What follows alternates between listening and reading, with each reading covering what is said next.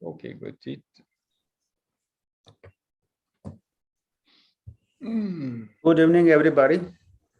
It's really great seeing you all on Sunday evening. We are really pleased to have Dr. Nicholas Selesi with us. I request all of you to please. Good evening, everybody. It's really great seeing you all on Sunday evening. We are really pleased to have Dr. Nicholas Selesi with us. I request all of you to please.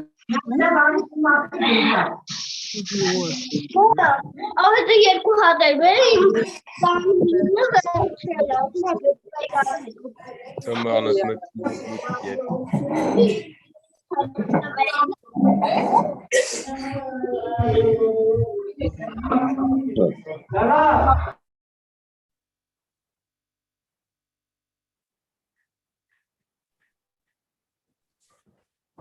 Okay. Yeah, good evening, everybody.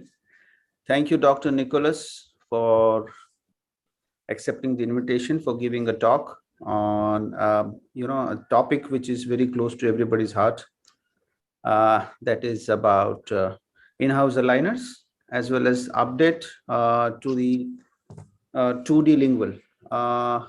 In August 2020, Dr. Nicholas had obliged us with the same talk. Now he has an update to that. Since then, the things have moved quite a bit in fields or in terms of in-house aligners, as well as in terms of the 2D lingual as well.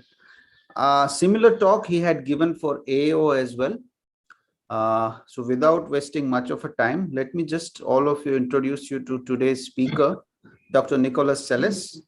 He worked as a general dentist in France from 2006 to 2009. He worked as an orthodontist again in Cambodia from 2014 to 18. He worked as a clinical supervisor in maxillofacial specialist hospital from 2018 to 2021, as a clinical and laboratory supervisor at Dr. Lefer practice in France in 21, and worked as an assistant lecturer at Mahidol Orthodontic Department from 2022 till date. And he volunteer work as an orthodontist at FICC, Friend of Cleft Palate in Cambodia, from 2014 to 16. And he has a lot of accolades to his merits. Without wasting much of a time, let me hand it over to Dr. Nicholas for today's deliberation on update to the in-house aligners and 2D lingual. Thank you. Thank you. Everybody can hear me? Yes.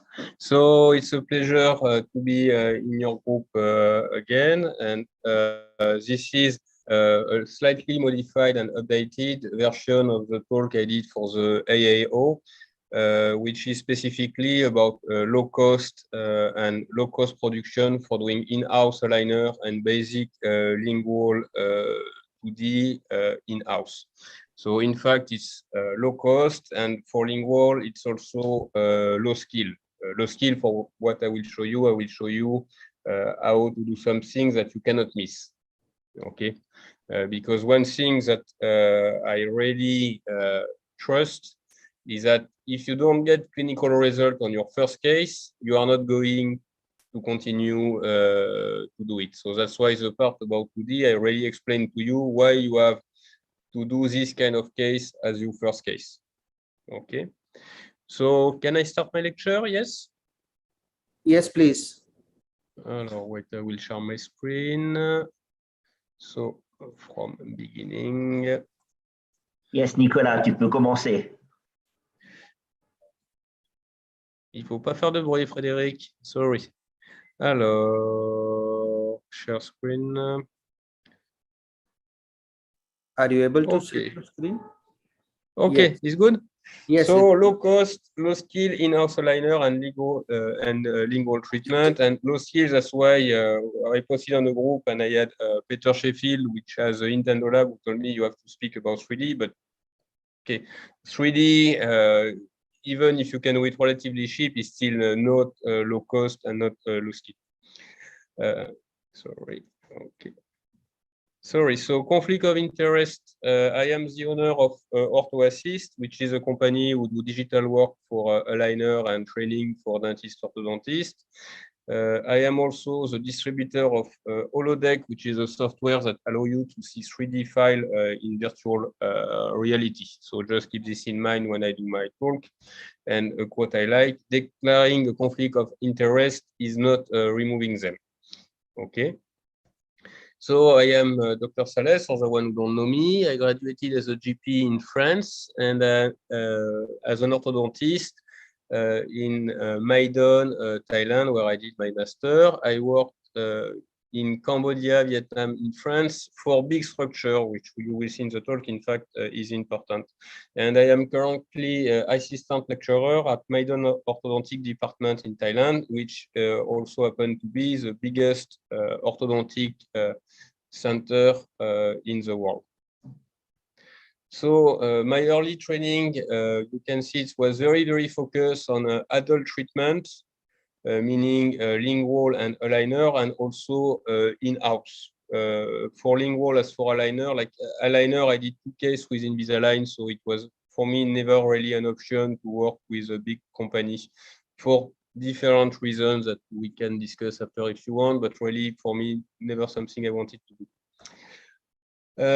So how to start in-house aligner and lingual on a low budget? So why would you want to do both? Because usually, I mean, you have a very strong feeling in orthodontic currently that aligner is the way to go, aligner is the future, and the only division you must have is aligner and vestibular braces. And for me, that's a misconception. That's not exactly the way it is. So really, people see this like this when they speak lingual and aligner, where basically you are going to learn aligner faster than lingual.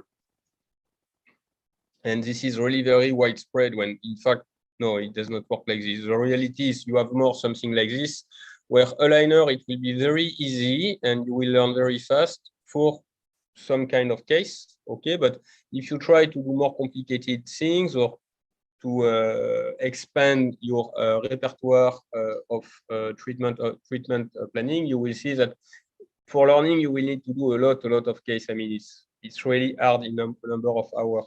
Whereas lingual, okay, at the beginning, it's a little more complicated, but you learn a lot faster, really a lot faster than aligner. And also, it's very complementary at the basic level, and that's what I will show you with a mixed case, okay? Because aligners are really predictable for small, precise movement. Like I almost did a post, but I was thinking, no, it's too minor. But I had a case where I just wanted to include one lower incisor of 0.5 millimeter, and 3 weeks later, with aligner, it was done very predictable. The laboratory fee and difficulty increase with the complexity. That's why, like the case I posted with extraction, I will tell you, don't do this, because even if you can do it, because you need to do a lot of aligner, okay, the lab fee in-house will be important, especially if you work in a country like France or in the US. On the opposite, 2D lingual is very predictable. Sorry, I just have to move this part of Zoom. Okay, thank you. 2D lingual is very predictable for leveling, and I have to click here again. For leveling and amplitude, and I will show you a perfect illustration of this. But small precise movement.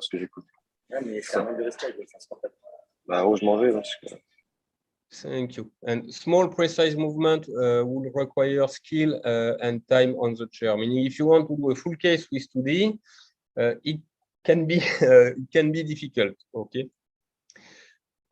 So just to illustrate one of the very first case I did with aligner, in fact, in-house, it was simple crowding case, anterior, upper, lower. And I started, because at the time I was already doing 2D for some time, but I was kind of new with in-house.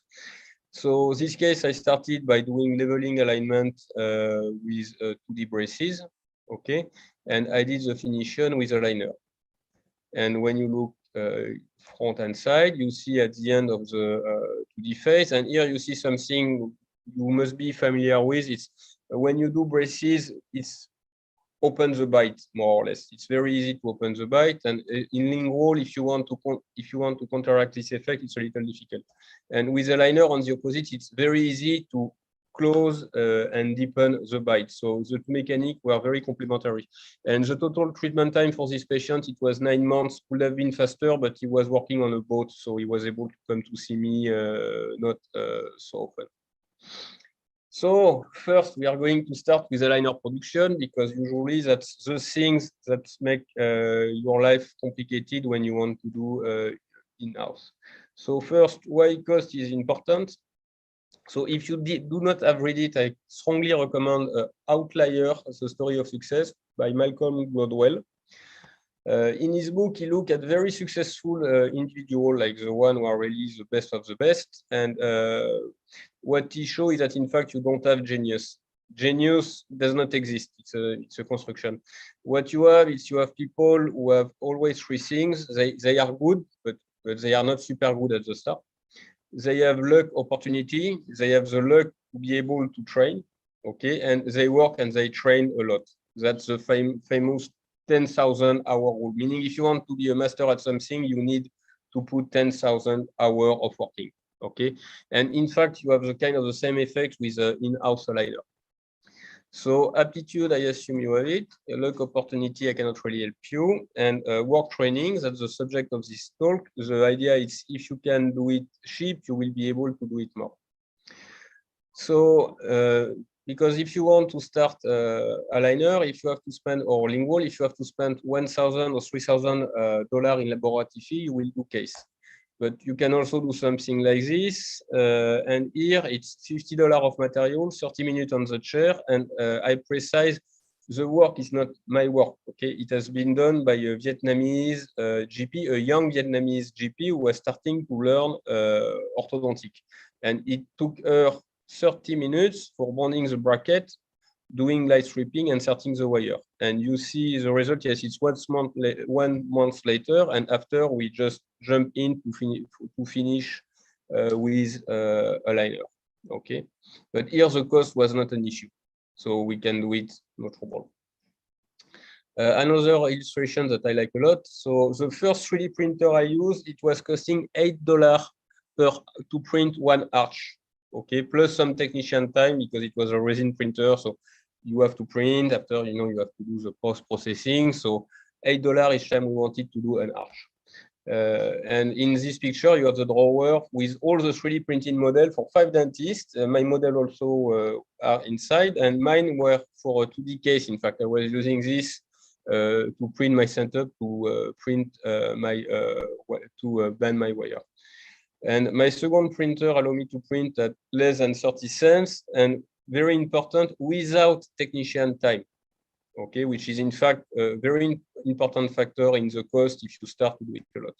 And this was what I printed in 6 months, and where I started 130 patients, okay, so cost master.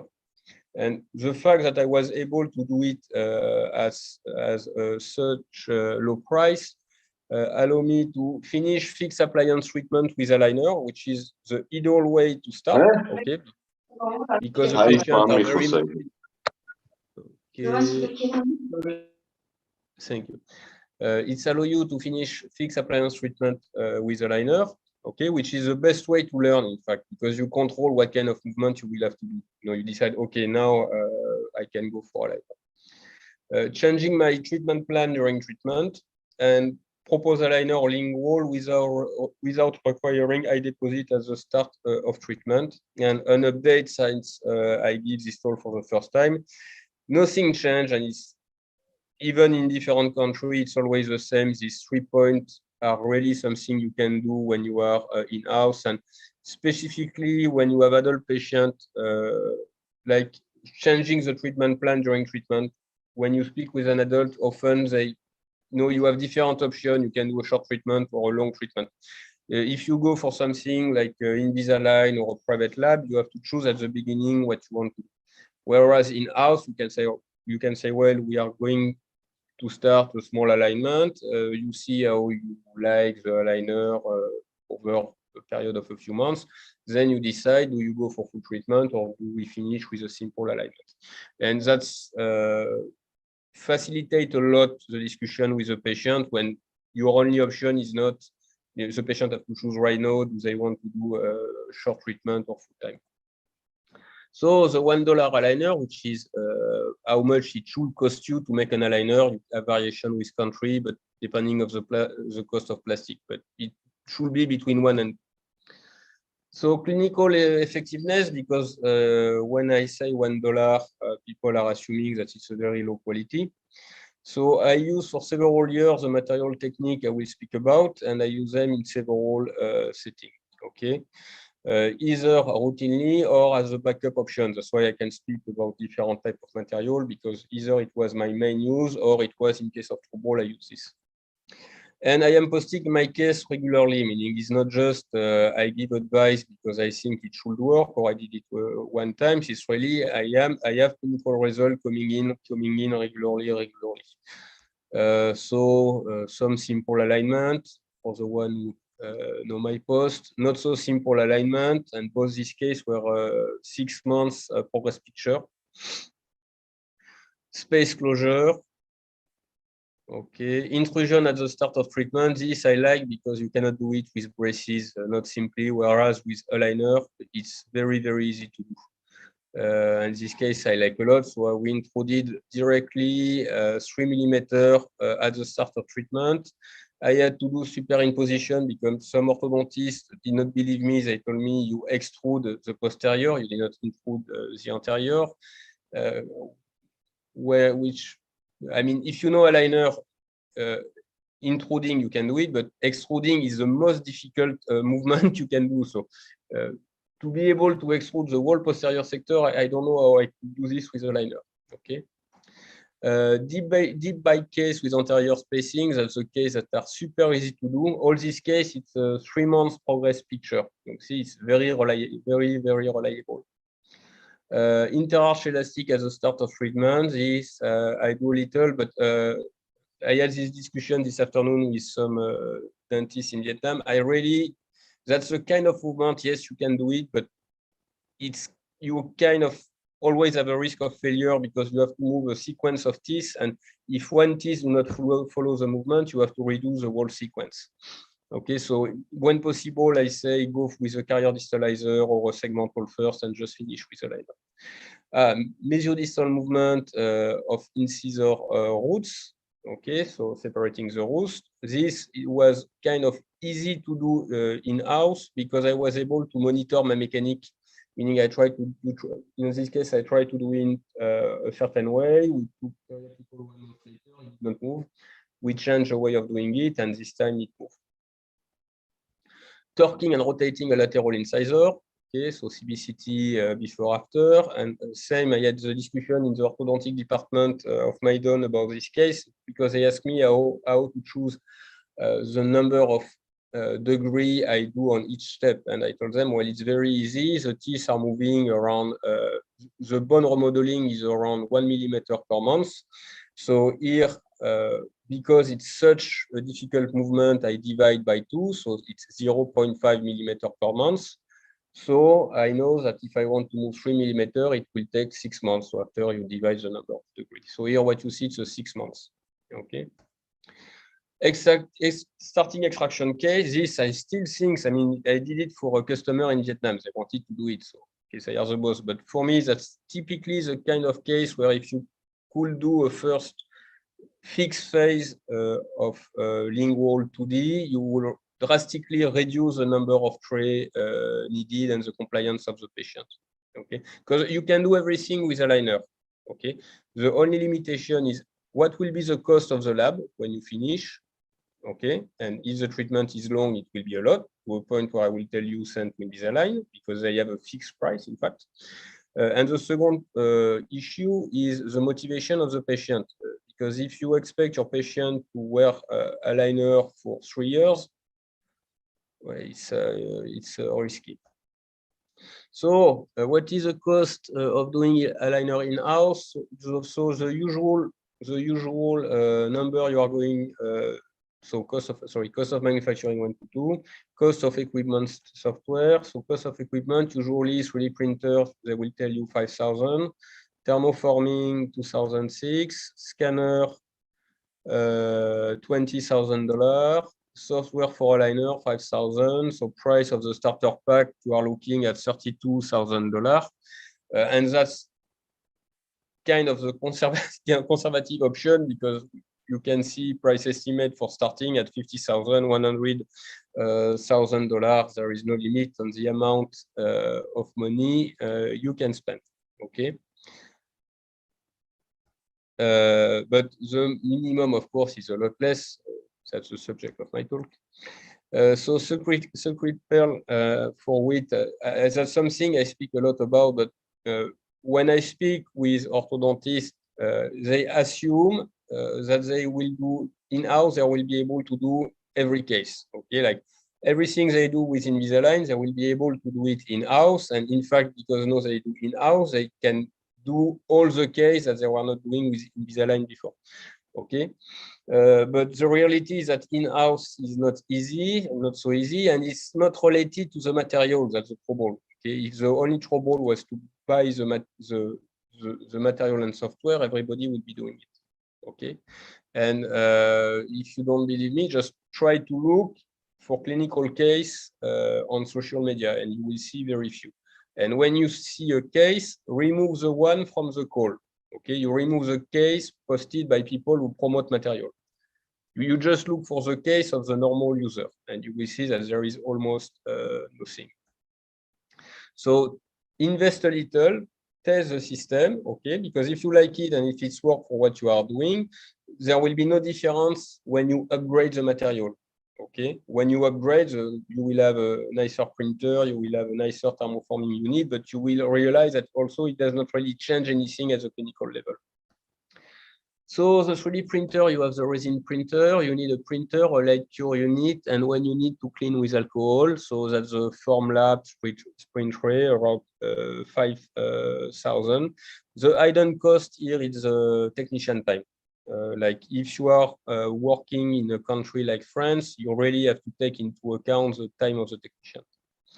So the other option is something like Elego Mars or Photon at $250 and a light curing unit like this for $30. This, in fact, you can find it on Amazon, and it's not a lamp. Okay, it's really a light curing unit.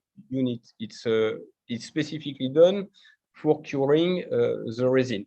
Okay, and you need an alcohol washing unit, and this works perfectly with $10. And just for when I tell you I'm speaking about things that I have used this setting in France as a backup unit.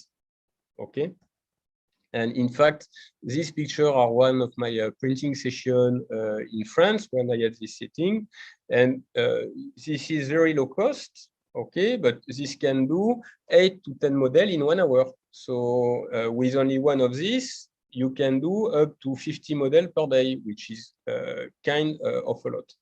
Okay, so even if you don't like to use resin, it's good to have this as a backup unit.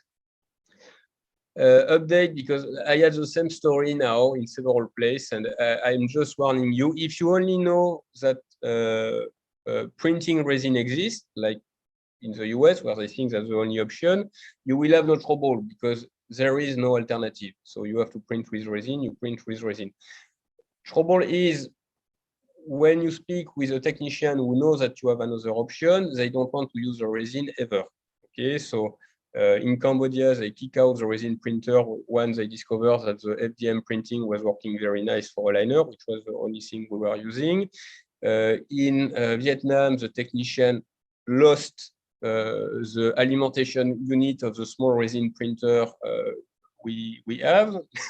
In France, the technician kicked out the resin printer. It told me, I don't want this in my lab because it's very messy, it smells, and we already have a FDM printer. And in Thailand, the students don't want to print with resin anymore because it's not nice. Okay, if you have interacted with a resin printer, you know it's not something which is nice. And if you see FDM, you will see FDM. There is no smell. You have no post processing. insert the SD card, you push a button, and it's done. So FDM, the fuse deposition modeling. So you melt plastic. Okay, so very office friendly, no post-treatment or impression. So me in Cambodia, in Vietnam, I was using the Prusa, $700 in kit, $900 assembled. It's very robust. I mean, I use them 7/7 or 6/7 and 22 hours a day. Really, it's and I had in 1 year in 1 year you are almost at 1 year running time. So very robust.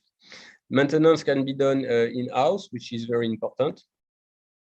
And one printer can do 20 arch per day. So like this is a lab in Vietnam, we are really printing a lot. Okay. Typical printing session, 20 arch, printing time is estimated 21 hours and cost $3. No manpower needed. So in Vietnam, 50 arch per day, and it was 5 minutes max of technician time. This means the technician comes, he collects the model, he puts the new SD card, he starts a new session, and that's all the work he has to do in the day. So you understand that if after this, I don't want to do resin. And an update, because once again, this discussion come out very often. Printing fast is not useful at all. Okay, the only thing you have to look at is how many arch you need to do per day. In fact, printing fast, because when you do in-house, one thing that the first mistake you will make, and I know because I made it when I started, you want to do it fast for the patient. Like you come to see us, you will have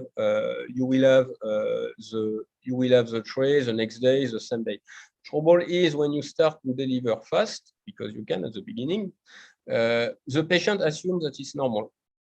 Okay, and I remember one of my first patients, I had to tell her, okay, so for the next tray, because I started to have a lot of patients, so no, I was limiting production. For the next tray, it will be next week, and she was not happy at all.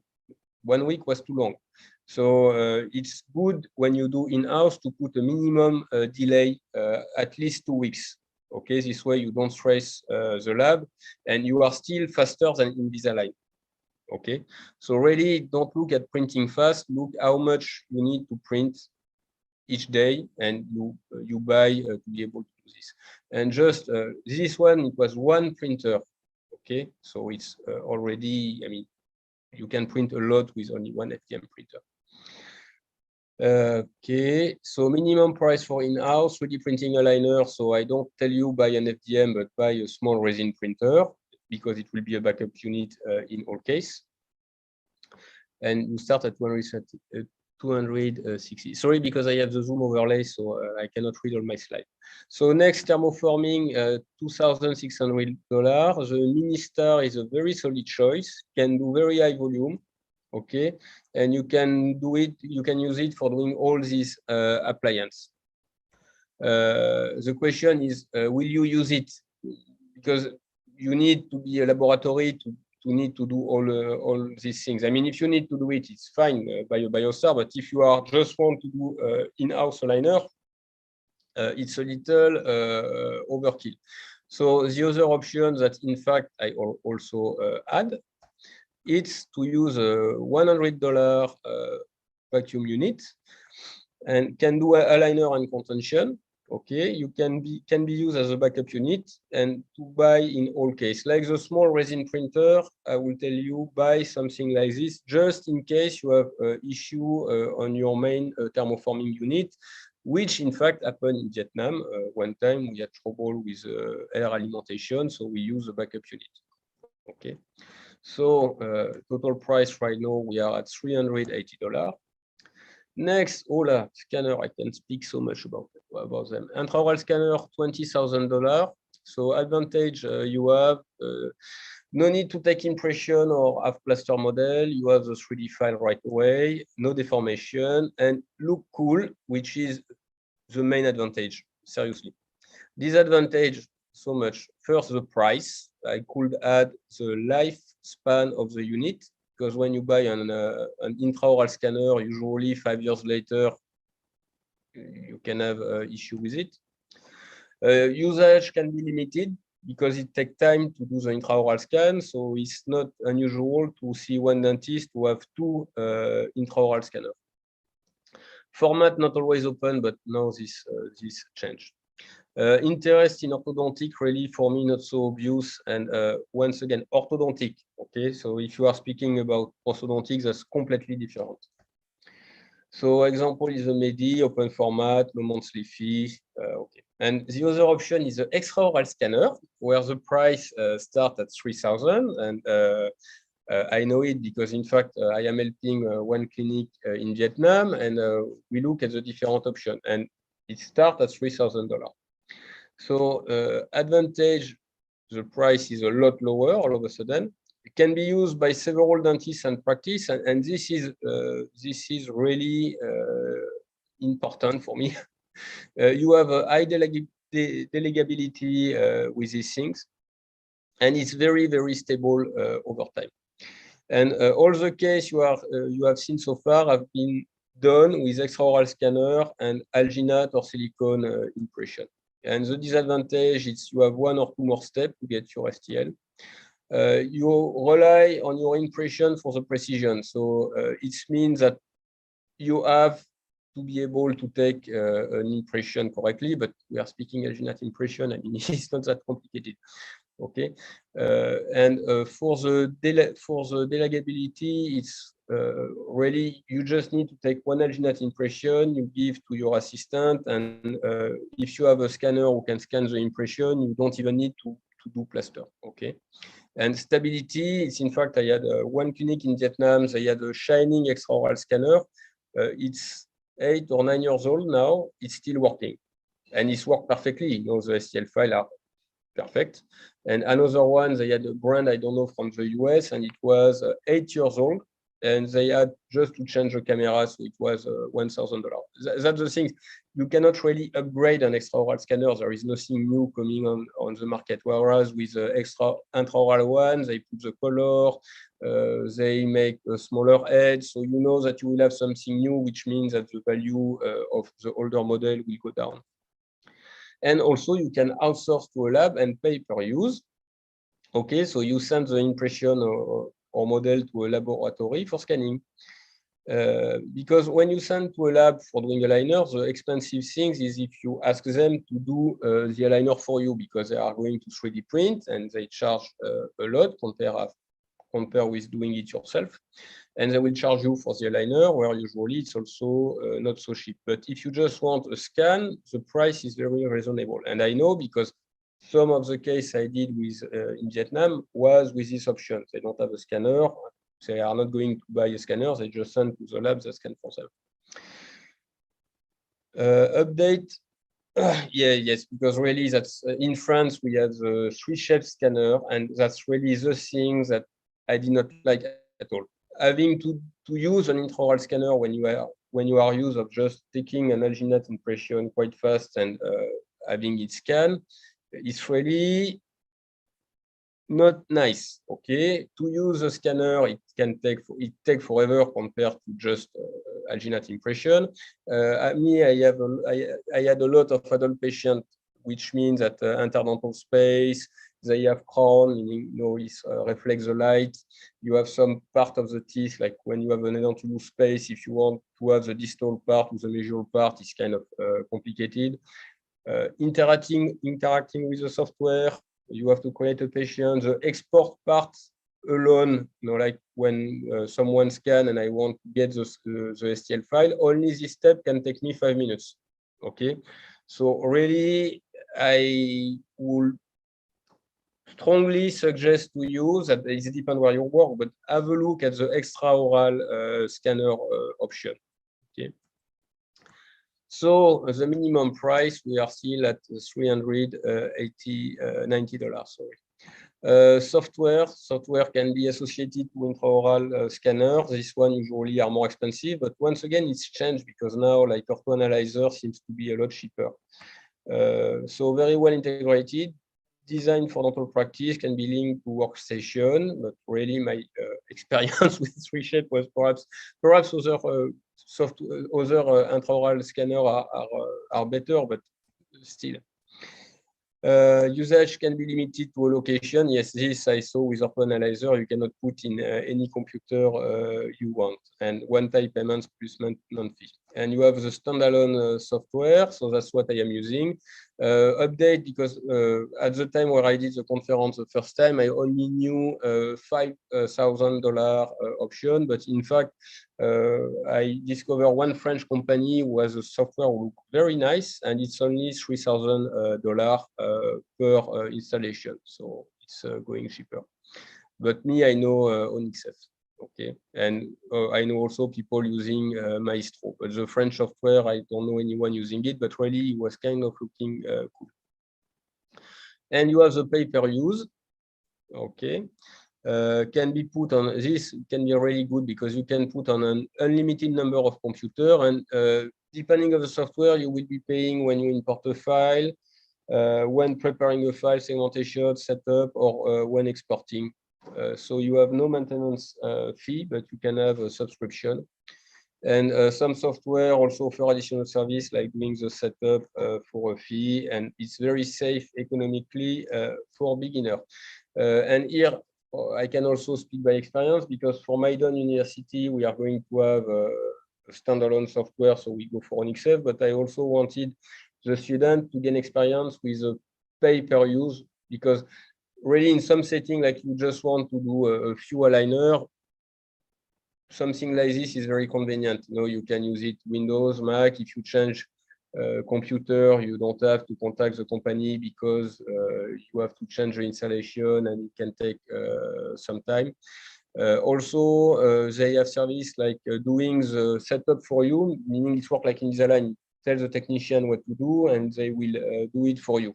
Okay, and they can even do the aligner for you. So I use Outsourcing to see how it's working. I was very pleasantly surprised. It's a lot simpler to use than Onyxef, and like if you want to do simple case, it will work very well. And it's avoid to make the investment of buying an expensive software that you can end up not using. Okay, so minimum price for in-house total is $390, meaning in fact, if you want to start to do in-house aligner, you can do it for less than the price than a box of ceramic self-ligating bracket. So now, after equipment, the production, how to do an aligner for $1, because that's it's not only related to material. So when you do the printing, if you don't move the 7, and usually if you have a simple case, you are not going to move the 7, you do not print them fully, okay? You only need to have the aligner who is on top of the occlusal face of the 7 to avoid extrusion of the teeth, okay? But you don't need the full teeth. And if you don't print the full arch, you will save space. You will save space on the table, meaning you can print more. Okay, and it's used by Invisalign, this technique. So it was very funny because at some point I saw some post by Ortho. He say, I don't understand. I say, on the tray, the 7 do not come fully. Okay, they only have a partial 7, and when they contacted Invisalign, they told them that the impression was not good when they use an intraoral scanner, and in fact, it's purely because of this. Just to give you an idea, when you print, you increase the capacity of the printer by around 30%. So when you are a big company, that's not the kind of number you can ignore. Plastic for aligners, so there is a lot of brands, and Durash, BioCryl, Protein, other. And which one to use? I would say I am using only 0.5, 0.6, and $1 to $2 a sheet. That's the only thing I look at. The price and availability. Why? Because there is currently no clinical evidence that one plastic performs better than another, and the thickness is important for patient comfort and will impact the compliance. And I tried different plastic, and so far I failed to see any difference with the plastic I tried. Okay, and so if you have difference between the plastic, it will be the amount of movement which is possible with each aligner. Trouble is you have a lot of variable when you do in-house aligner, when you try to move the teeth. Okay, so to know exactly how much to be in the maximum range of the plastic, you will be to know about the quantity of movement. I mean, there is just too much parameters, so nobody can really know. So me, I make small movements. Okay, and because I make small movement, what's the point of buying an expensive plastic? And in fact, all my most complicated case have been done with a plastic which is marketed for doing retainer. Okay, so it's a plastic which is marketed because it allows not to move the teeth. So very important, you do 2 trays per sheet of plastic. That's how you cut the cost a lot, like this. Okay, so one image, one of the picture is in Cambodia, the other is in France, just to show no, Vietnam, and the one below is in France, just to show the continuity of the way I work. Okay, I was doing this first in Cambodia, then in Vietnam, then in France. It's worked very, very well. So you need 30 cents for printing, half a cent for the plastic. Okay, so you end up with having spent less than $1 per aligner. I will add that you use scissor and you do not trim with a burr, because if you do this, the time explodes. To do this correctly, so first the arch must have the good dimension. Okay, so that's also an advantage of cutting the 7, because it's easier to fit 2 arch on one sheet of plastic. Positioning, you must leave enough space for the plastic to fit in, or it will not be stuck and you will not have a good adaptation.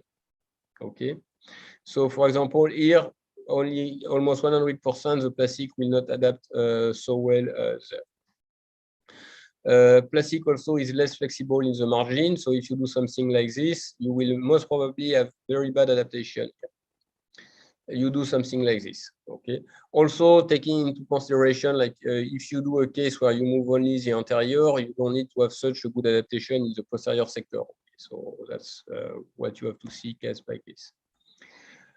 Positioning, also some trick. The arch don't have all the same size, so like here it's a patient where I had a long jaw and a small jaw for the other one.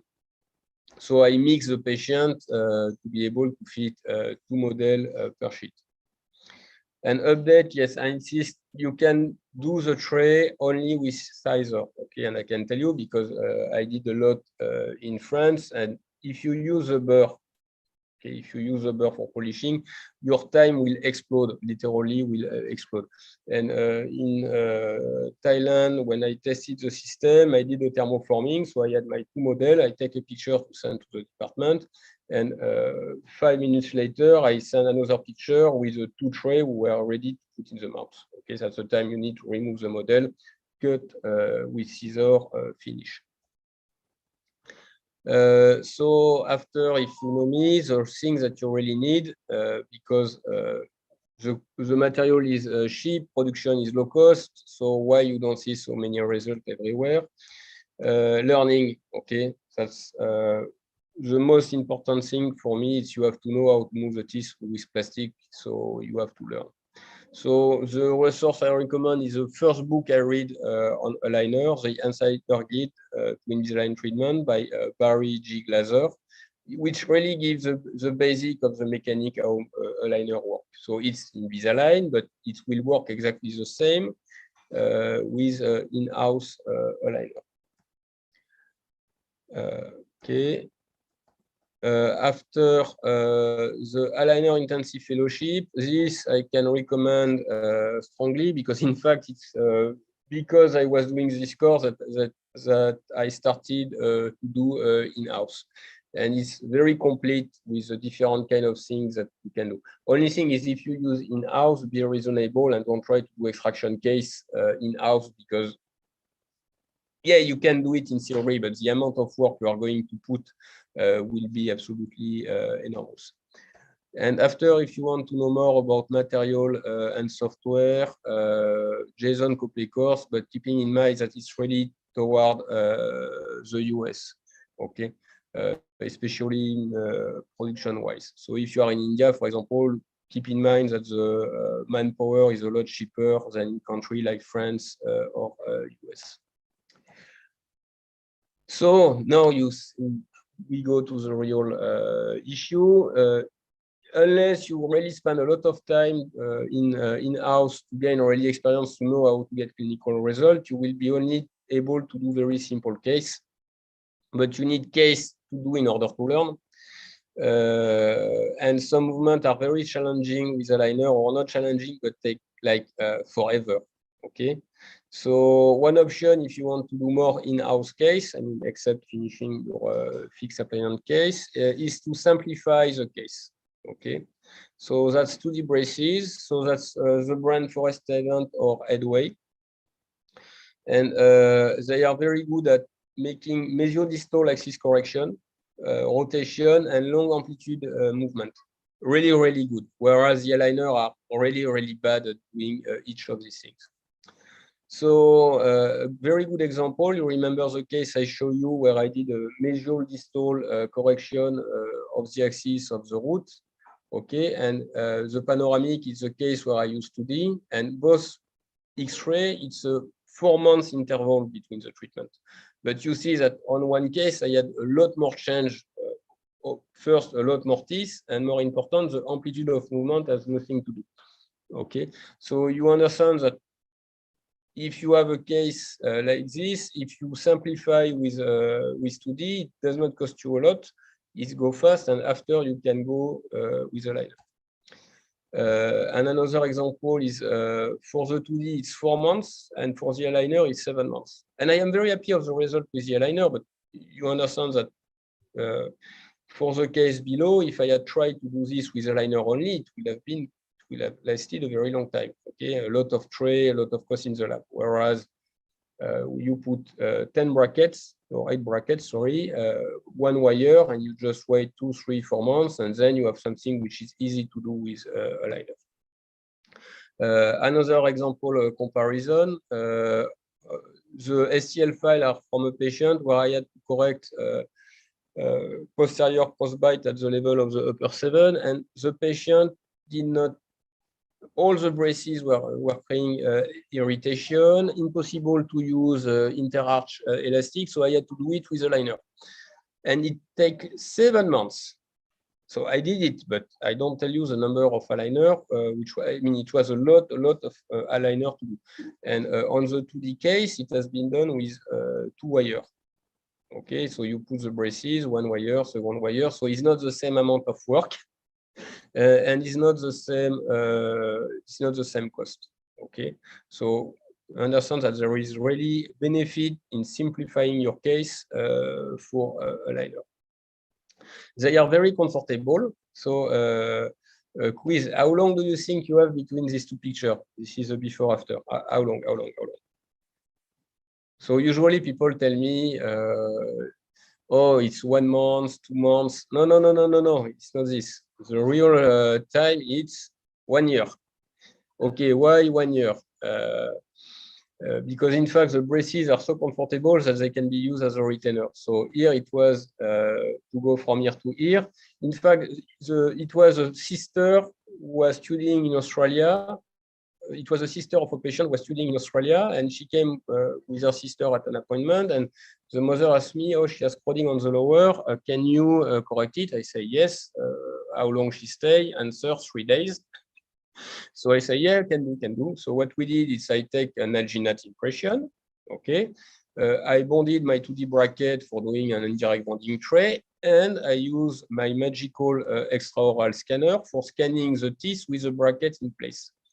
Okay, then I use the software for doing the final setup, and I printed this. Okay, and then I was able to bend my my wire to go specifically in the position where the braces were. And the next day we bonded, and she came back 1 year later, and that's when I take the picture, and I was very happy. The patient also was very happy.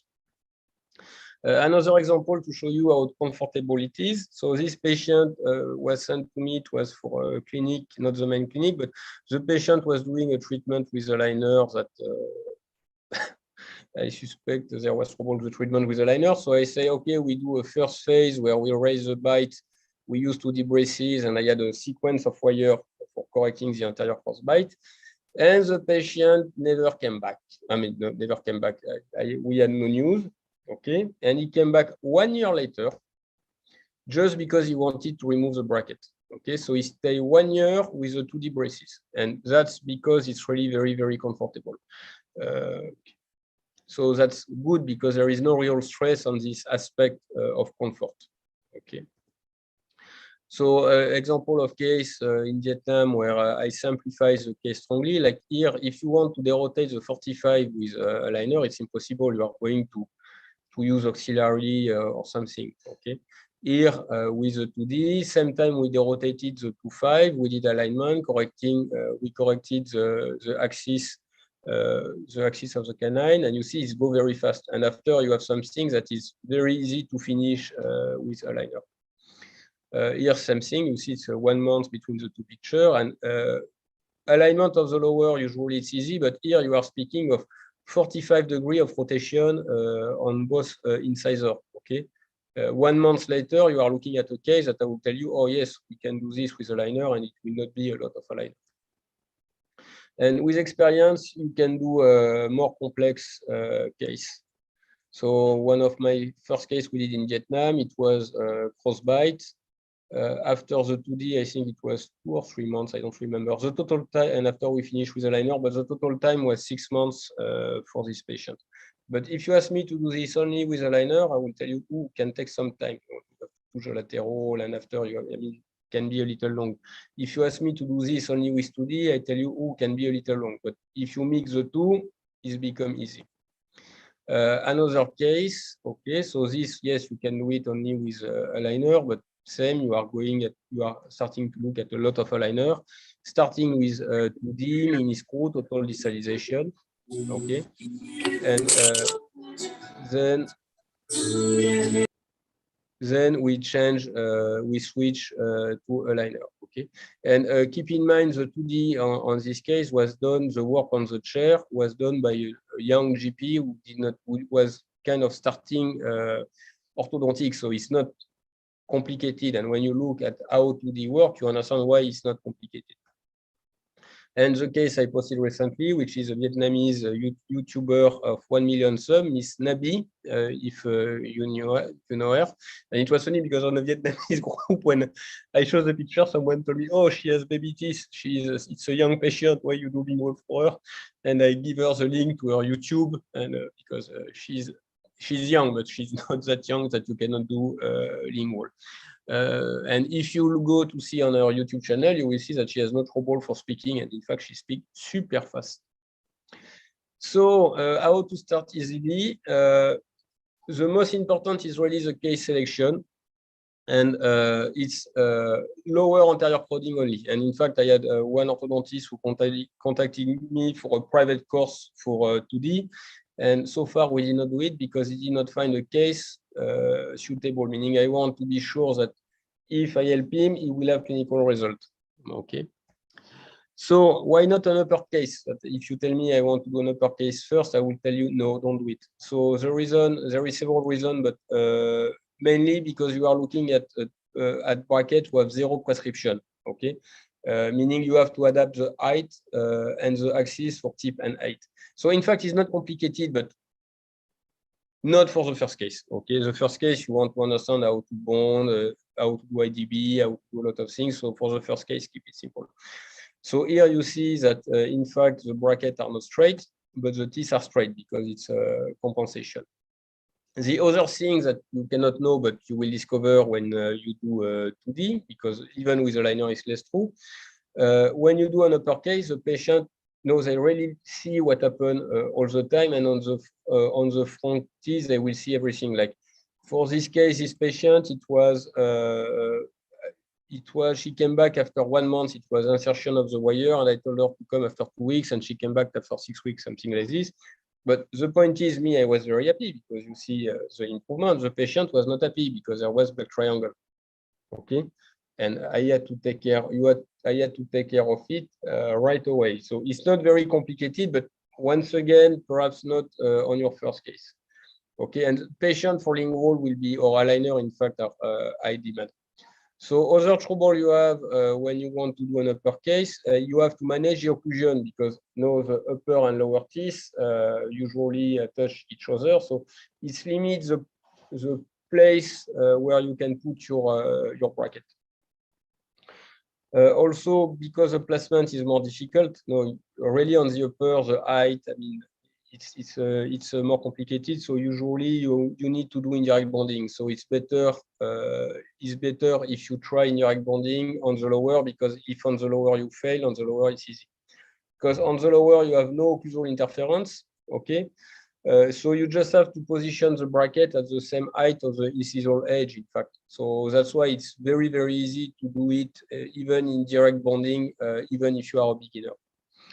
You just follow the long axis of the teeth, and only the canine, you will need some adaptation to be sure that you are on the same line with the occlusal slot, but that's really not that complicated. Yes. So you position the slot at the same height and kind of the same inclination. It's relatively easy. After you have the interbracket distance. So in lingual, the interbracket distance is lower than in vestibular braces because you have less space between the brackets. Okay, so because of this, the wire is more rigid. So when you do lingual, usually you will have to change wire more. You start with a 12 night tie. Okay. But when you do a lower incisor crowding, because the brackets are very close to the incisional edge, you see that in fact the interbracket distance is kind of similar to what you would have in a vestibular.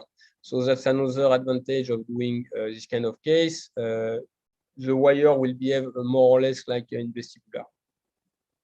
Another thing is you must have heard that on lingual, it's harder to control the teeth because you are farther away from the vestibular face and from the incisional edge. Okay, but in fact, with 2D, you put the bracket very close from the incisional edge. Okay, so you will not have this effect. It's very easy to align the teeth in 2D, but only for the lower anterior sector. Okay, already when you are in the posterior, you see that the bracket is very far away from the vestibular face, so it starts to be a little not so easy. Okay, wire banding.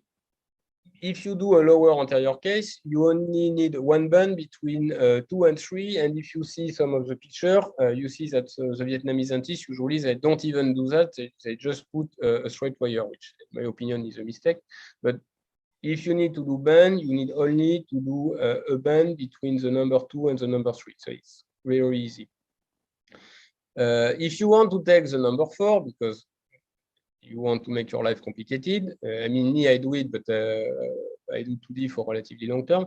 Already here, you will need more band because you need to do an horizontal and a vertical band. So that's not so complicated, but once again, for your first case, it's the way the human brain functions. If your first case you have success, you will want to continue. If your first case it was complicated, and you will not want to continue. Okay.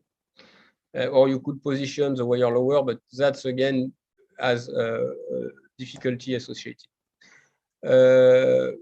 You can also, when you do a lower, if you want to avoid side effect at the level of the canine, you bond some composite between the number 3 and number 4. It's very simple, very easy to do. It's avoid side effect and it's fast, easy, and reliable. Just have to check it did not break.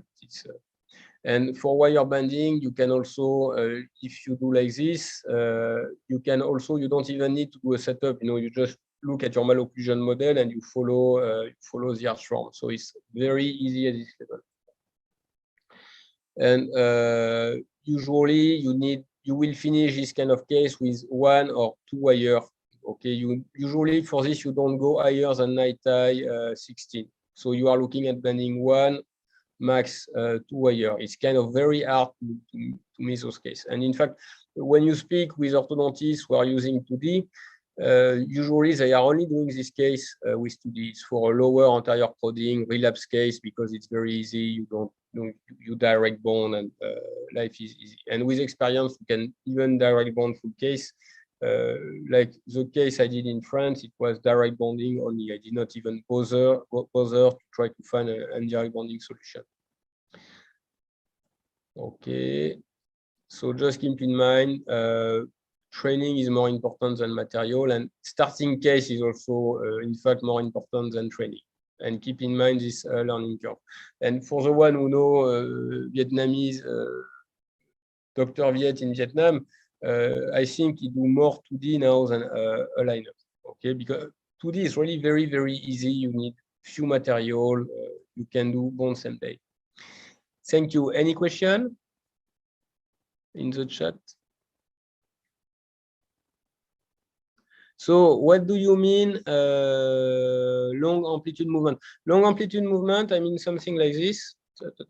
Sorry, I am going back because it's really typical. Or you want to speak first, or I answer the question? No, let him like. Okay, so long amplitude movement, it means you have a movement where, sorry, oh, yes, so it was the beginning of my lecture. Yep. Check. No, it was, yes. Oh, wait. Sorry, I want to locate my slide. And I will share again. Yes, it was after. I miss it. Meanwhile, Yes. if anybody is having any question, we'll be really happy to have those questions been answered here, because that is how, you know, we can keep it more interactive. And this is a topic where even myself having a lot of questions. So let others finish and then. Okay, so long amplitude. It's you really to have understand. Aligner, it's something where it's very easy to make no benefit. Okay, it's not about having a cool picture. It's about at the end, when you finish the treatment, you don't have a lab bill, or having spent a lot of time on the computer. Like if you need 3 hours on the computer or 2 hours on the computer for designing a case, you are better off doing fixed appliance or working for 2 hours on the chair. Long amplitude movement is like, for example, for moving the 4-5, okay, it's a long amplitude movement, meaning you do a movement which is long, like 5 millimeters. Okay, so because it's a long movement, if you want to do this with a liner, you would have a lot of aligner, and the longer the movement is with a liner, the more chance you have to have failure. Okay, meaning at one point you will lose the tracking. Okay, like for example, this 7, it takes 7 months on the lower 7 for correcting the axis, and you see that the amount of movement I had at the end of the 7 months is a lot less than what I had on the lingual case. Okay, that's long amplitude, meaning you want to make a movement for 3, 4, 5, or 6 millimeters. So if you do this with a wire, you just wait and the movement will happen. With a liner, it's always these things: is will the teeth continue to track? Okay. Also, you have other consideration, like for example, it was funny because when you want to do this, both upper and lower, in fact, I had to create space for the teeth to be able to go in, because it's a 7 and the patient, she don't want to remove the number 8. And in fact, she wants to remove, but after the aligner, meaning I had to push the number 8 to make the space for the 7 at the same time that I was trying to correct the 7, meaning it's one more point where the treatment could have failed. Whereas if you look at the lingual 2D, in fact, the fixed appliance creates space by nature in this condition. Okay, the wire push the teeth to allow the number 5 to get in. You don't even need to put a spring in this kind of situation. Okay, so you know, with the fixed appliance on this kind of case, you know that as long as you can insert the wire, the movement will happen, even if it's 5, 6 or more millimeters. With the aligner, always a risk. Okay, so long amplitude movement, I want something that I know cannot fail, and which is low cost, low time on the chair. Okay, like a case like this, the uppercase. If I had to bond it, it will take me 10 minutes. 10 minutes to bond the bracket, and it will be perhaps 30 minutes, 40 minutes appointment. Okay, so you understand that if you compare to the time needed in the lab for trying to do a liner, you are better off bonding the bracket and inserting a wire. Okay, thank you. I have few questions. Yeah. First of all, would like to know about computer specification and the cost of the computer, because that is very important as well. Alors, computer specification. In fact, that's very interesting question, because one issue, I mean, not issue, but yes, in fact, issue we have with Outsourcing at the department is that Outsourcing is very high demand software. Like my laptop, I have a gaming laptop with a RTX 3070, so it's kind of almost the most powerful you can buy in the normal shop, and it uses 20% of my GPU. And I have issue with some of the students; their computer cannot make Outsourcing run because it takes forever. So that's Outsourcing. But if you take OnyxF, OnyxF is very low demand. If you take OnyxF, you can use it. You can use it with a first price laptop, because I have seen people use it with a first price laptop, meaning like a 300 laptop. You can run Outsourcing. You can run OnyxF. For the extraoral scanner, it depends on the scanner, but normally, like if you take something at $5,000, you don't need a computer. I mean, all the processing is done by the scanner itself. Okay. It's not done by the computer. Okay. You have to see that an extraoral scanner, in fact, it's a very light compared to, when you have an intraoral scanner. The intraoral scanner take a lot of pictures to try to recreate a 3D object, whereas an extraoral scanner, it just take one picture on one axis, then another picture on one axis. No, it's a lot lighter. So you have to see with the extraoral scanner, the one who sell it to you. But normally for an extraoral scanner, it's any computer will do, because everything is inside the scanner. The one we had in Vietnam, it was a very old. I mean, the desktop was clearly not for gaming. It was not something very powerful, but it had zero issue with the extraoral scanner. Okay. And it had zero issue with OnyxF. Okay, so we can say that any computer which has minimum of 16 gigabytes of RAM with yes, I mean, with the for OnyxF 100%, I am sure, because I have seen the software run on a $300 laptop. Okay, and there was no issue. And it should have a dedicated graphic card as well, NVIDIA, which should be not less than 4 to 6 gigabytes. I mean, you will have to check with OnyxF, okay, what they recommend. But for what I saw by my experience, I would say that any computer will do. That's I have to check with them, but really I saw it. A first price laptop, so by definition the first price laptop don't have a dedicated graphic card. And processor you recommend is i7, core i7 or similar? No, but here you are thinking intraoral scanner. No, intraoral scanner, when you have an intraoral scanner, all the processing for the intraoral scanner is done by your laptop, so that's why you need a very expensive unit. But OnyxF is a very light software to start with. I mean, very light to operate. We have a question from Fred. Yes. What's a good brand of intraoral scanner you might recommend? I know now there are any cheaper brand that work very well. Okay, so basically you ask me, in the option who are not good, which option do you recommend? I don't want to use an intraoral scanner. And now at Maiden we have they have some iTero scanner, okay, and so there is one option. The option is, I don't know why, but the worst scanner you can buy are iTero and 3Shape, because these scanners are very slow. And perhaps there is an option with an intraoral scanner where you can scan the patient in 1 or 2 minutes, okay, which is the time I need for taking an alginate impression. But like the hetero, I think it's 20 minutes for scanning someone with the hetero. Yeah, that's it. So they were telling me, yes, we need a 1 hour appointment for taking the impression of 4 patients. It was one hour for 4 patients is very low. Now, me, I am not doing philosophy. Okay. I am not following the school of plasterless. I am just looking at being efficient. And being efficient is the time I spend on the chair or the time my assistant spend on the chair.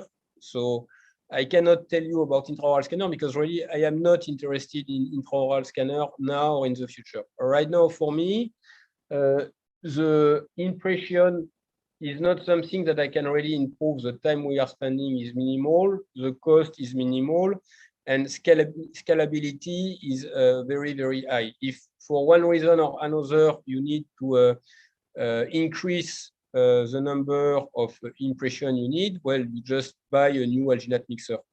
Or you have one alginate mixer in each room and it's done. And one extraoral scanner, in Cambodia, we had 30 dentists in the hospital. Okay. In Vietnam, there was 11 clinics. One intraoral scanner was enough. Okay. Whereas in France, you need more than one scanner per dentist is kind of borderline. Okay. So, and I really do not see any advantage. I mean, even you can say, oh, you can show to the patient, they can see the scan in real time. Yes, they kind of like it. But I also had patients who had experience with the intraoral scanner telling me, in fact, they were kind of missing the alginate impression because it was faster. Okay. So in India, like there are people attending from India as well. So in India, we do have an option of outsourcing it. So like yes, that's good. That's a very good suggestion and very good thing because you pay a very little amount and you can fix an appointment and those guys will come and scan your cases and you. No, you mean yes, they come to scan your cases. Yes, that's something else. I heard that they use an intraoral scanner. Yes, they use the intraoral scanner and immediately you get the no STL. So that's a very good thing. So you don't need to invest too much unless and until you have so many number of cases.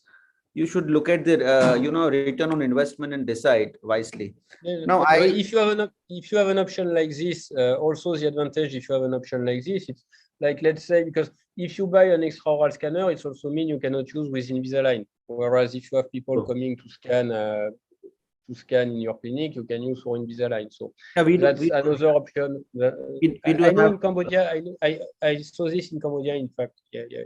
So this okay. Now another question is about printers. Now I saw that you are using FDM printer. Yeah. So there are advantages obviously of using FDM's printer are that the post-processing is quite less as compared to the STA, obviously. Yes. The filaments are very cheaper, as well as the price. I mean, the price starts to be an issue. Like if you print with resin currently, if you have good process, it will cost you around $1 per arch. But is there any specific reason of using only FDM and not STA? Because world over, I have seen some of the articles which suggest that for aligners, they say STA is better, or probably it could be a gimmick also because I haven't. I mean, here I will be very honest with you. I mean, there is two answers. The answer is twofold. The first thing, if you look at publication on aligner, it will be laboratory study. Okay. And the thing is, if you are in orthodontics is a field where you have a very, very heavy history of what you see in the laboratory do not translate clinically. Okay. So like if you look at the, you have, I don't know how many publications who compare night eye in the lab, and you have a difference between all the night eye. You know, they have different deflecture. I mean, when you look at the publication, clinical publication, you don't have any difference between the night eye. And in fact, for leveling, braided stainless steel perform exactly like night eye. And it's like this on a lot of subjects. That's also why I show my clinical result to tell you that perhaps there is a better way of doing, but the way I am currently doing a liner work clinically and for a long time. Okay. The second part is you have to understand that you have to be realistic. You have a marketing pressure, which is quite important. When I was when my first printer with the $8 per arch, it was because the resin was $200 a liter. So you understand that when this printer were coming out, never the seller would have speak to you about FDM printing. It was a nonsense. FDM printing, you print for 10 cents. Okay, and it's still the case. In fact, like for us, we were doing 50 arch per day. It was around 1,500 arch per month.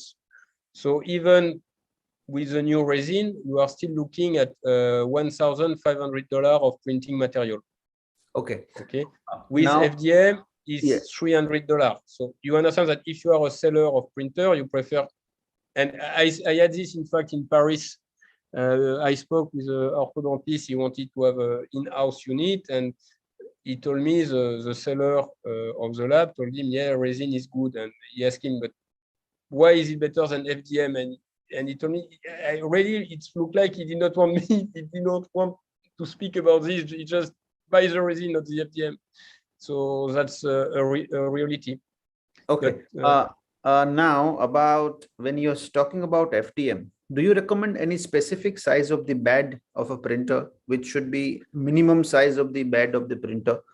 Like for the FDM, it really depends what you want to do with it. I would say the same size as a Prusa. Right. Because after it's just logical. With the Prusa, the size of the bed of the Prusa, you can make a printing session of 16 to 22, 23 hours. Okay. Okay. And meaning, if you had a bigger bed, you will make a printing session with bigger than 1 day. Okay. There is no benefit because you just you print inside 1 day, you take your model, the next day you start another session. Extruding speed will remain the same because you are not changing the extruding speed. So if you have a bigger bed, it will take more time. If you have a smaller bed, it will take less time. No, is that because here you are looking at FDM. FDM, you have a printing head who is moving. Okay, so the size of the bed does not change the speed of movement of the head. Okay, so that's the difference between resin and FDM. Any specific filament you recommend for FDM printer? No, because in fact you have a lot. Even within a brand, you can have a difference between the color. Like the one we are using in Vietnam. In fact, if you take the color blue, you had small filament. I mean, it was working, but it was not as nice. And if you take the color gray, because you have, so what I recommend is, well, first you can go to a dental lab because in the US they are not using resin, but in Europe FDM is widespread. So in fact, when you go to you have company who specialize in FDM solution for laboratory lab. Okay, so they have the printer parametered and they sell you FDM, which is FDA approved. Okay. If you want FDM, are there any concern with the VOC, that is the volatile organic compounds? No, you don't have. Yeah, because it is if you think that it can be a concern, because in fact it was an issue in France. We have a lot of regulation and there was no reason for it to be a concern, but just in case that they put a regulation, they ask for a printer which is an enclosed printer. Okay, my printer is open. Okay, but if you think it's an issue, you just buy an enclosed printer and you have. It is better to keep in a well-ventilated area. That's good enough. right? Yes, but in fact, we had vent above the FDM printer, but it was strictly just in case they put in place a regulation, but it was not based. It was not based on any data telling that it was dangerous. It's just they anticipated that they could have a change in regulation, but just take a closed area and you have no trouble. Okay. Last question on the printer. Like while printing, I have seen you placing it horizontal because you are using FDM. Because there will be a lot of uncured thing which settles down a little later. It takes a little. No. That's no. FDM. Sorry, I will show you the picture of the printing session. So my question was, can we just put it at a 45 degrees slant so that we can accommodate more number of? No. Okay. So here you see that sorry, I will put it in front. Okay, so that's the session. That's at the end of the printing session. Okay, it's just a head who put plastic. Okay, you could print vertically. Okay, and if you print vertically, you could put a lot more model on the plate. But if you were to do this, you would end up with a printing session which is like 4 or 5 days. Okay, yeah, because the length, the height increase. Yeah, because with FDM, the length of the print is proportional to the volume you are printing. So that's why I told you for the bed, you don't need the Prusa, it's enough, because with the Prusa, you can already do 20 hours printing session. So having a bigger bed makes no sense. And how much the Prusa cost? The Prusa, if you buy it in kit it means you have the part and you have to assemble it yourself. So me, it's what I order because I wanted to learn how to assemble, because in Cambodia for maintenance, you forget it. But now they have a 3D printing shop. But when I was, you did not have any 3D printing shop. So in kit, it's around $700. Okay. Great. And, knowing that if you want a Prusa, you have to wait 2 to 3 months. Because it's a very popular printer. It's open source, so it's the most copy printer in the world. But if you want a real Prusa, meaning you want to be sure about the material, you have to order at Prusa directly. And they are so popular that you have a waiting. You have a waiting list of 2 to 3 months. And recently, I had one clinic who bought it in Vietnam, and it was 4 years later, they still had to wait 2 to 3 months because Prusa cannot expand the business, and they make a video on YouTube and they show how they grow bigger and bigger, and people still want more and more and more. So you still have this waiting list. But it's really, this printer is a tank. Okay, that's you can use it 7.7. Yeah. How do you discard? What do you do with all this printed cast? Printed model. This is PLA. Is PLA you can recycle.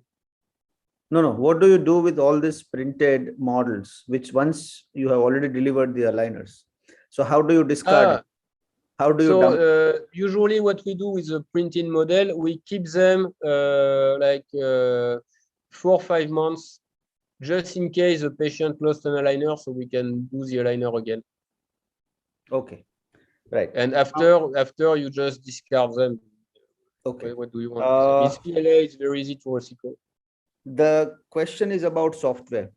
What is your suggestion about people just starting, whether pay-per-use, licensed one, pay-per-use, or open source, because there are people who are using open source also.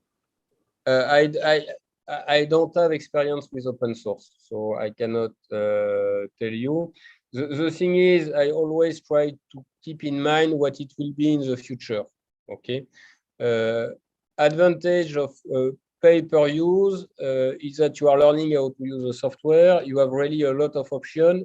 Like what surprised me the most with Archorb coming from OnyxF was the simplicity of use. Yes, I agree. I mean, for learning to using the software, wow, in 1 hour is done. You have seen everything. It's very easy. It's very easy to learn. also, when you look at Archform, you have a trial period of 1 month, so you can try it for free. Yeah.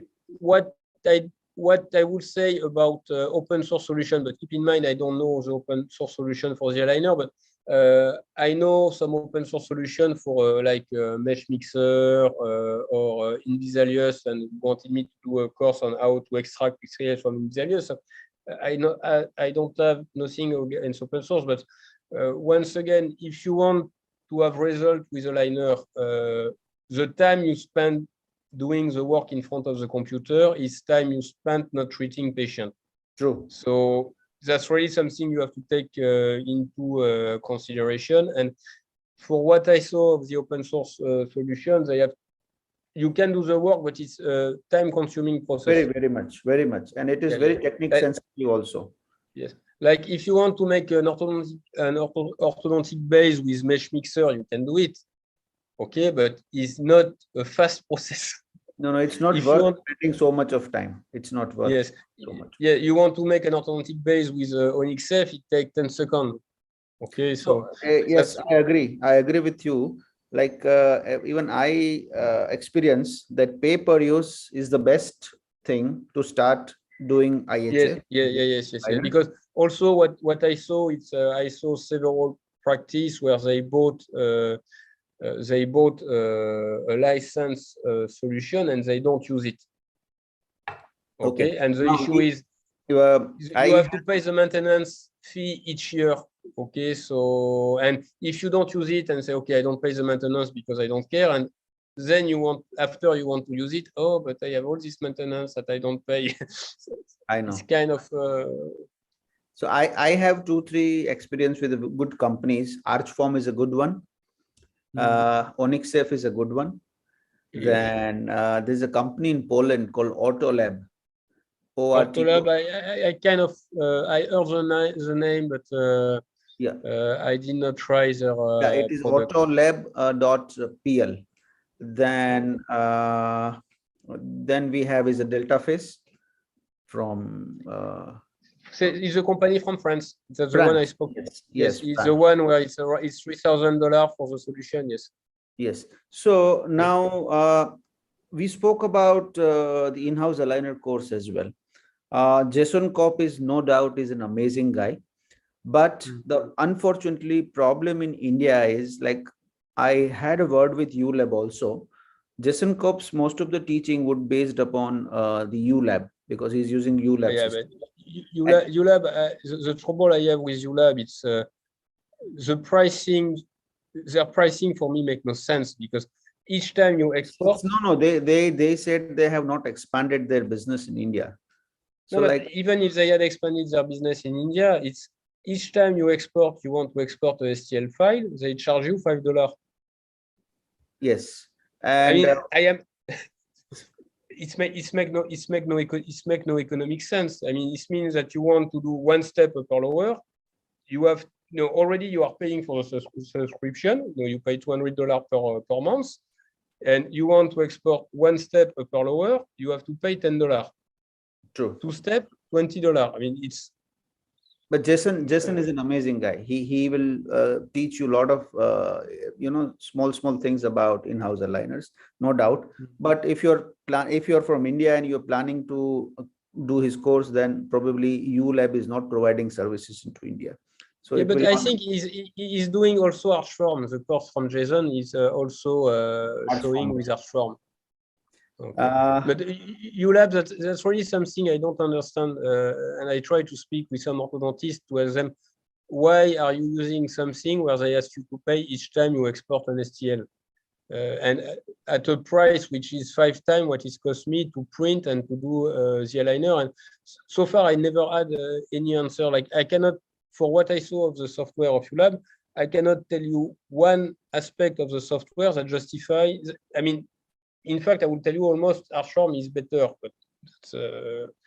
but I will not. I don't understand why people are using ULab. Honestly, perhaps I missed something on the software, but especially at this price. I mean, that's got it. One question is about how much velocity you keep with the aligner, like per aligner. What? How many? How much velocity? That means how much? Okay. Oh, that's such a good question. That's such a good question. I like question where you don't have answer. That's the best.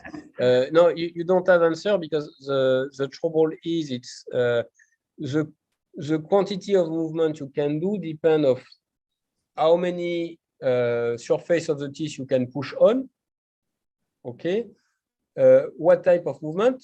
Okay, like if you want, like to see, if you want to move, let's say you have a teeth which is in an endothelial space, okay, meaning you can surround it with plastic. You understand that if you want to tip it, is not the same thing as if you want to make a bodily movement.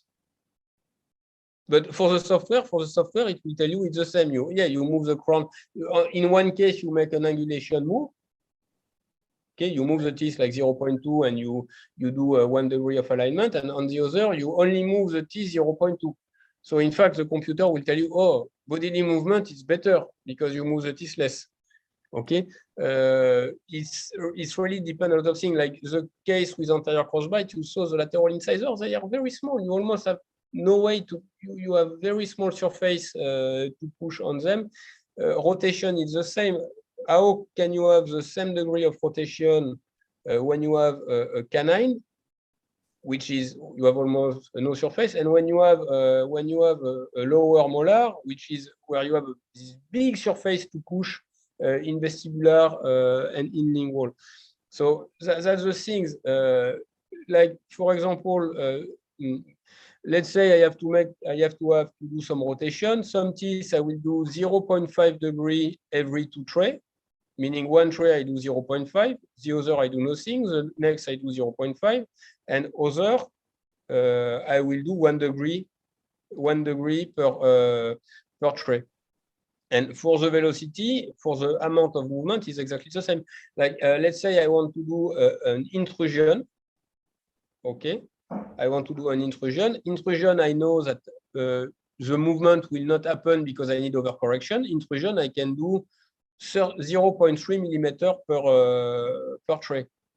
Okay. Keep in mind, I am changing my tray every 5 days. Depending on the type of tooth movement you decide, and yes, that's really it's type of teeth movement. It's really something. Also, keep in mind that one thing. Periodontal condition as well. Yes, the type, the speed of movement depend of the patient. You have variation between the patient.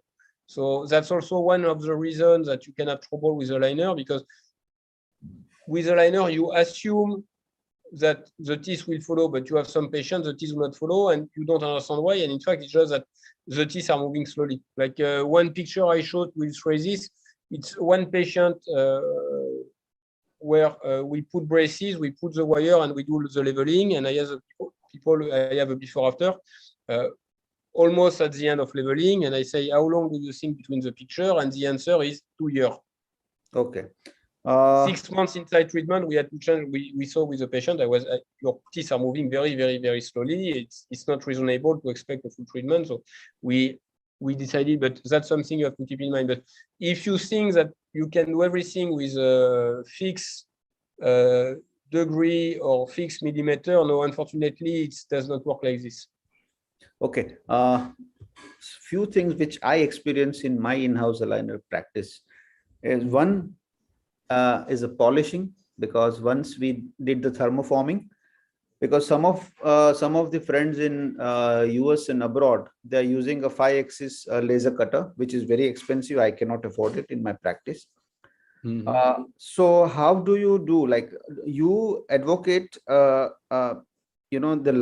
cutting line beyond the gingival? That's the thing. I always had. I mean, for this, it's very simple. If you use a burr, okay, you will need to do polishing. If you do polishing, you have to spend time doing polishing.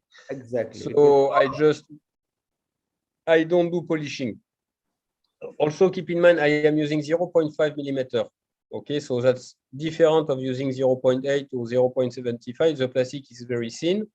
Okay, so in fact, I don't even understand how you could polish a 0.5 millimeter after thermoforming.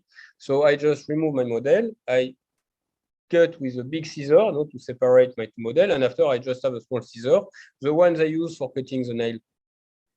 Okay, and I just cut, and that's the end of it. So you have a straight line or you have a curved line? How much? How do you? No, but I cut with scissor. No, I just cut. That's all. I cut a straight line. Yes. Okay. Okay. I mean, if you want to do something, first of all, the fun thing is, in fact, you have one study on aligner who shows that the aligner were most effective if the longer your aligner is, the more effective it is, which in fact makes sense. Obviously, because you have more plasticity. Meaning that if you try to follow the border of the teeth, you are working more to be less efficient. you need less attachments when you have the longer border. That is true. That I've read the article. Yeah. I mean, I just know it's also the patient don't care about it. I mean, I never had a patient who tell me. Now, when you are designing, how do you design about the attachment, the type of attachment, the placement of it's really is case by case, and by far is the step that takes the most time. So you prefer a beveled attachment for a difficult tooth movement, or you prefer non-beveled? I am no, but I am using mostly beveled attachments now, but really the size, the positioning, how much I expose the attachment, it's very case by case. So I don't want to answer. It's really, and also it's evolved. That the way I was doing the attachment 2 years ago is not the same. I am doing it now. I've seen one of your case, the extraction case, where you have bonded attachment on the first molar, lower mandibular first molar, on lingual as well as buccal side. Yes. And so just wanted to know your opinion about it. Like, why did you plan that, and what you were planning to achieve? Uprighting? Uprighting. So that's a very interesting question. So I bonded in lingual on this case because wait, I am trying to find. Okay, I am far away. It's not here. I have too many slides on this presentation, so I kind of lose track. Extraction case. Where is it? Yes. You mean the attachment in lingual, right? Yes. Perfect. Yes. Yeah, but why? I mean, that's. Don't forget, I come from lingual. Okay. So me, I am used to have 3D braces in lingual. So attachment for me is nothing. It's a very small volume. Why don't you want to put attachment in lingual? Yeah, okay. I will be perfectly honest. Some patients complain about it. So I was very surprised, but because it was in France. So you can tell because in Vietnam, you did not understand what they were telling. But yes, if you put too many in lingual, sometimes the patient might have some irritation, but joke apart, is kind of the minority, and it's only on the posterior sector. Okay. But I do it because, like, when you want to upright, the only active surface you have when you want to upright is the occlusal in distal, where you will push a little. Okay, but after you must have something that push a teeth. And for me, only one attachment is not enough. So I prefer to have two. Okay. And what material you use for attachment? What? What material you prefer for putting an attachment? Flowable or filled composite or composite? The one for sealant. The one for sealant. Filler. Okay. Yeah, because I want something that is easy to remove. That's. Have you like off the late? I have had few cases where I learned personally that I started asking them, option to my patient, whether you would like to have attachment on the labial surface or on a petal surface, because many of my patients who are celebrities, they would really ask me that if you're putting an attachment on the labial surface, eventually they will discolor. And if they have a some film shooting or something like that, they are celebrity, so they don't accept it. So do you prefer putting an attachment on the palatal and lingual surface rather than putting on the labial surface? Oh, me in lingual, any time it's possible on the frontis, I put in lingual. Okay. I mean, because it's not visible, okay, and because it's not visible. And once again, I come from lingual, so in lingual we put everything in lingual, and I was very surprised when I started to look at the Invisalign case to see how few were putting attachments inside. I think it's because they came from vestibular. Okay, and they see the attachment. When you do the course from Nicosia, he tell you for him, he see the attachment as braces, so he want almost one attachment on every teeth. But there is also a lot of case where, in fact, let me see if we have one here, where, in fact, yeah. Like, for example, you see this case, you see I put one inside. Yes. Okay, because I wanted to be sure that the teeth will stay inside the plastic. If I no, but I will need a visual picture. I must have one perhaps here. Yes, here same. You see on upper left, the 1-3, you have one attachment inside. You see it, both sides, in fact. Why? Because in fact I want to rotate the canine. Near the couple forces. Okay, so basically when I choose where I want to put my attachment, I want to push the attachment in the direction of the force, so that the plastic, in fact, push against the attachment, so that I have maximum fitting. Whereas if I were to have put this attachment on the vestibular surface, in fact, no, you will have space between the plastic and the attachment. Okay, you understand? Got it. Yes, thank you. Yes. So that's the logic. But sometimes you have no choice than to put attachments in vestibular. I mean, I had in Vietnam we had actor and actor. We had singer, but we started 2D at the start in big part because I know that once I have simplified the case with 2D, then I can finish with a liner, if usually without attachment in front. No, I can manage because the case is simple enough. Okay. Whereas if I had tried to do the movement only with a liner, because the case would have been more complicated, I would have to put attachment everywhere. Okay. Okay. Thank you. Thank you so much, Dr. Nicholas. I have a lot of questions, but that I'll ask you in person. Yes, no problem. Because there are so many questions. I'll really appreciate if somebody has any question and can come forward, or else we'll just conclude the session. Dr. Frederic. So I hope everybody he's an Invisalign user. But for Frederic, seriously, look for an extraoral scanner because it's really kind of cheap. In fact, it's not a big investment. And you will discover that, in fact, can be very useful, even as a backup unit. I will say, let's say you have a trouble, like it's happened for me in France a few times. How is Shining 3D? How is Shining 3D? Shining 3D is the extraoral software, the extraoral scanner. That's the one we had in Vietnam. I cannot tell you for the new one, but the one from 10 years ago, which is the one we were using, were very, very, very nice. No, scan very fast. I had my STL file right away. Cannot scan the impression, but can scan the plaster model. If you take a scanner who scans the impression, you have to check that you can scan the wax, and that the software is good at repositioning the jaw between themselves. Okay, but yes, the one from Shining. Yes. Yeah, sorry. Carry on. Sorry. No, just the one from Shining are very good. The one from 3Shape are very good, but the one from 3Shape is quite expensive because for scanning the impression and having the module where you can scan the bite also, they charge you something like $6,000.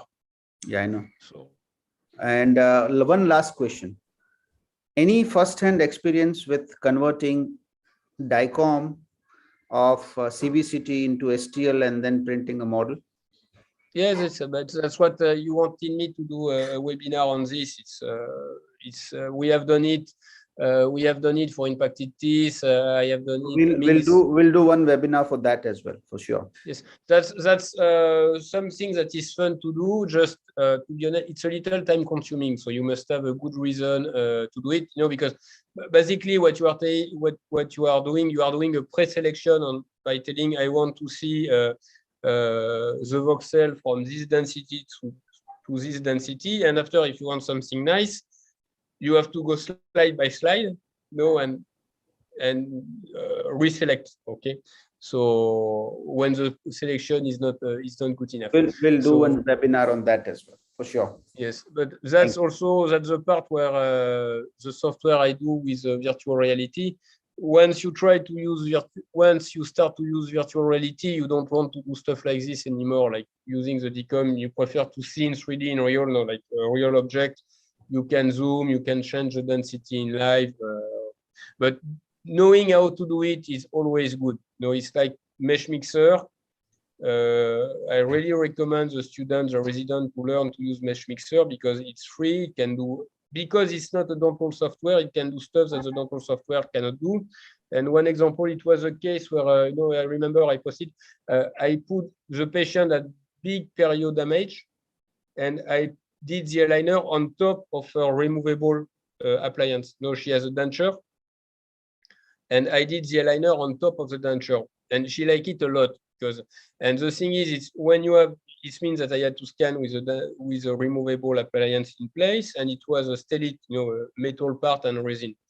And the thing is, the STL file had a lot of parts where if I had done the tray on this, the tray would have been stuck between the teeth and the appliance.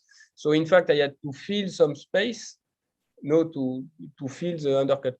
And my software on Excel, to the best of my knowledge, cannot do this because it never had been designed for doing something like this.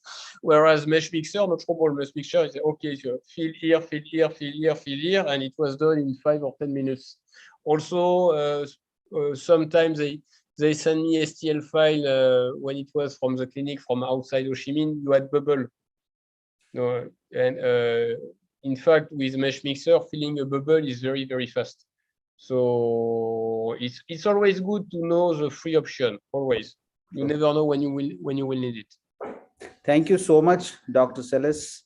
It's really amazing that you have taught us without any personal or financial interest. You're spreading your knowledge to the fellow orthodontists, students, residents, everybody. It's really a great philanthropic work, believe me. And the other thing is, what you have shown is most of the time, most of the things are mostly open source and they are dirt cheap.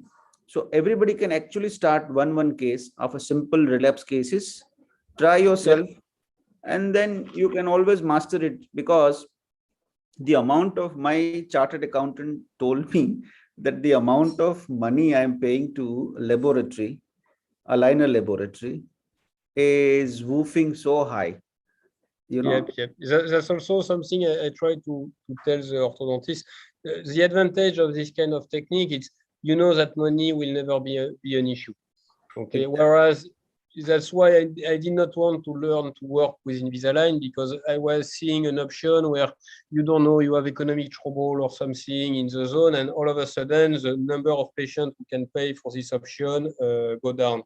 It can be something like you work in a part of the city, one factory go down, and all of a sudden the dynamic change.